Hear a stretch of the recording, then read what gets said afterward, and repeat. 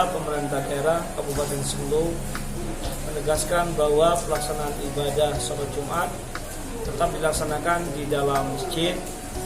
Yang kedua, sholat berjamaah juga tetap dihidupkan di semua masjid, karena kita memang harus yakin bahwa setiap kita mendekatkan diri dengan Allah, maka yakinlah bahwa proses apa yang sedang kita takuti hari ini itu tidak mungkin akan mengenai kita. Mengapa? Karena sebelum kita masuk ke dalam masjid, itu pasti kita sudah mengambil air wudu, dan itu adalah merupakan bagian dari pensucian diri yang kemudian akan menghindari kita dari apa yang sedang terjadi di negara kita dan di negara-negara yang ada di dunia hari ini. Kami mengimbau dan mengajak untuk selalu melakukan ibadah sholat berjamaah, melakukan ibadah sholat Jumat sesuai dengan waktu yang telah ditentukan.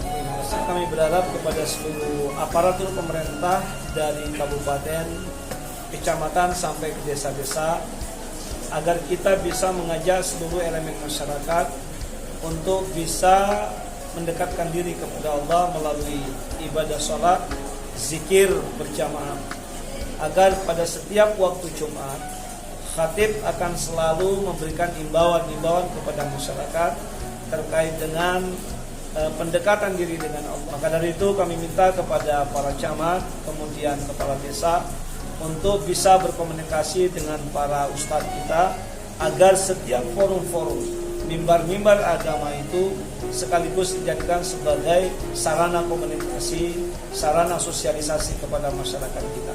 Insyaallah. Baik, terima kasih.